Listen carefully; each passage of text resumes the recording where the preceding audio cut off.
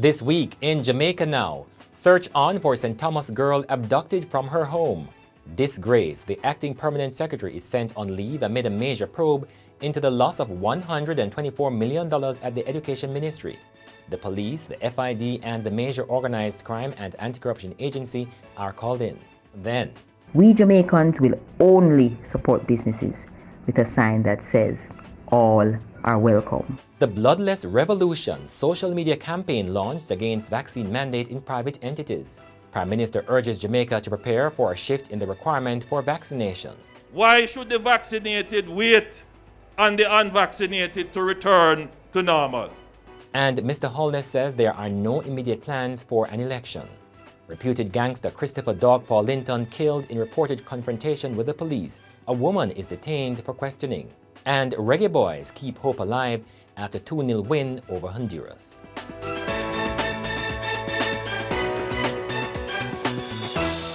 I'm Damian Mitchell, and this is Jamaica Now. A massive multi-agency search is now underway for 9-year-old St. Thomas girl Felissa Prussia.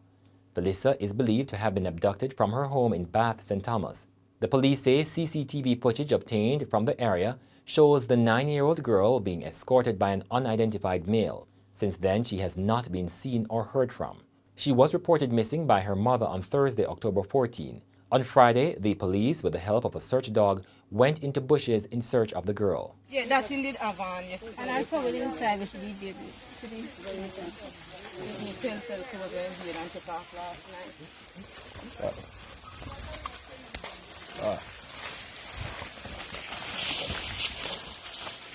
So we are searching for the child as also the abductor, who is presently reporting on condition of bail at Bath Police Station for the offences of illegal possession of firearm et al. He is appearing in the Portland Parish Court. As a part of the condition of his bail, he is to remain outside of the parish of Portland, and he is to reside in St. Thomas with a family friend. We're having dialogue with the family friend in a bid to locate the suspect, as also we are in dialogue with our partners in Portland, and we ask them to be on the lookout for the suspect. A relative said the child was abducted from her veranda as she sat on Thursday evening. Anyone knowing the whereabouts of Felissa Prussia is being asked to contact the Bath Police Station at 876-703-4021, the police 119 emergency number, or the nearest police station. The police, the Financial Investigation Division, and the major organized crime and anti-corruption agency have been called in to probe a $124 million loss at the Education Ministry. Earlier this week, Dr. Grace McLean, the acting permanent secretary, was sent on leave. McLean is at the center of a damning report on fiduciary failings surrounding the payment of $124 million to the Joint Committee on Tertiary Education. On Wednesday, McLean arrived for work about 5:30 a.m. and left sometime after. The revelation about the loss was made by the Auditor General, Pamela Monroe Ellis, in a report tabled in Parliament on Tuesday. Monroe Ellis had suggested that Education Minister Favour Williams call in the police or a designated anti-corruption body to investigate the matter. She reported that McLean permitted the transfer of $11 million to the Cecil Cornwell-chaired Jamaica Committee on Tertiary Education after the body became a private entity. The committee was the entity that shocked officials last year after it became a private entity in February 2019, blocking the Auditor General's investigation into the use of government funds connected to the Caribbean Maritime University scandal. A social media campaign has started against private entities seeking to impose COVID mandates. The organizer of the campaign is not yet known. However, one spokesperson has called the campaign a bloodless revolution. As a Jamaican, I can no longer wait for a solution to come. We must be the solution. We are 85% strong, and we will not be forced to commit an act that is against our will, and Jamaicans will prevail, and it will be a bloodless revolution. Today, we are launching the All Are Welcome campaign. We will flex our money muscle and hit businesses in their pocket that are looking to impose medical apartheid.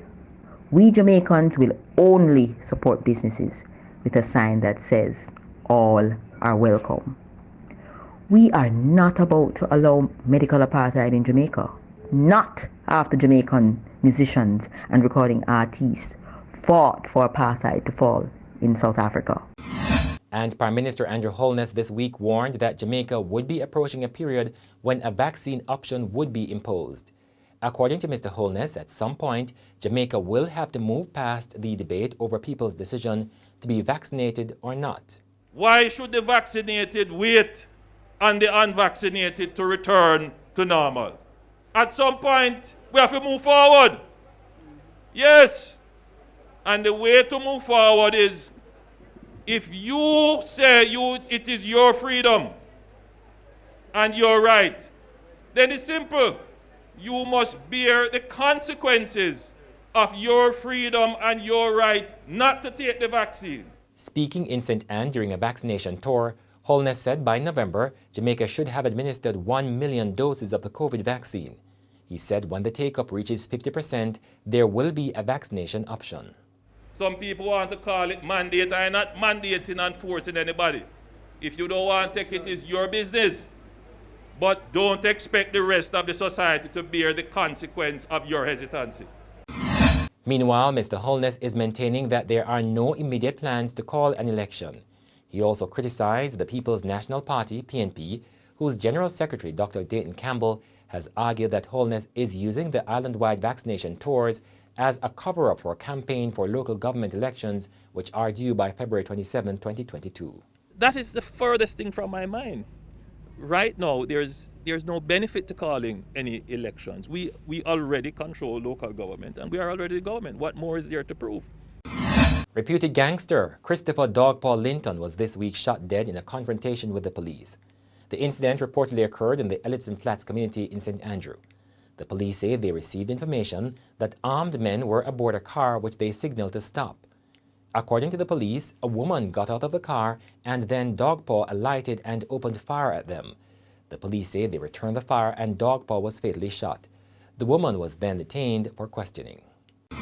Jamaica's Reggae Boyz have kept their hope alive in the World Cup qualifiers with a 2-0 win over Honduras this week. It was the first win for the Reggae Boyz since the start of their campaign. National Senior Men's Football Team head coach Theodore Whitmore said the win is a big relief for the Reggae Boyz and a step in the right direction. We want to take it a game-by-game situation, and keep progressing. Are you pleased with the team's overall performance despite winning? Well, I wouldn't say pleased with the overall performance, but the commitment last night, you see a team that wanted it, and they showed that last night, and I think they deserved it. The Reggae Boyz will next face El Salvador on November 12. And that's it for this edition of Jamaica Now, your weekly review of the big news stories.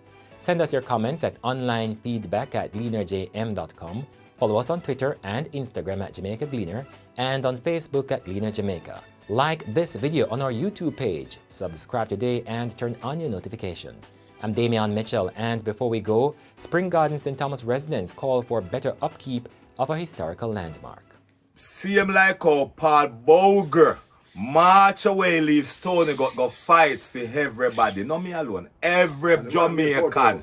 Marant be a courthouse. I see you so they leave. From the day Paul Boger march and go Spanish Town, that's how all the people in fight for leave it like this. I don't know how response for it. Because me that's a government, but I'm not sure we have government where understand heritage. They understand money and highland and something. Me don't know if they understand the man who set the foundation. But see people, what more eye? Them even leave it worse. Because church was here. So then don't put back the man church. And now we the man left go fight for. And I just saw them ignore it and go and see him where left it too. So it look like the people them who stand up for Paul Boger. No member say Paul Boger didn't walk away left here so go fight for us, And when he come back he could even get to stay in yard. So what not do for him now? We want somebody come back, come recognize the man home because he go fight for see him like how he march away left it and so then leave it like this. Look at it, see it. Open your eye, look. You know the book is lie. See reality we do not eye. And Uno, me don't know Uno name, don't tell we. Make Uno talk and speak the truth. Uno would be the scariest people ever no one come down here. Woodland. It's a woodland. It's a jungle. It's like somebody can come rob Uno. So the most feel threatened with them big top phone and something in one bush. Yeah. God, people phone alone expensive, so you have to take picture. You're not going to pluck it out down here. You would never take out your iPhone down here, you one. You're going to feel threatened. I'm sorry for Paul Boger. I don't care about the man in place.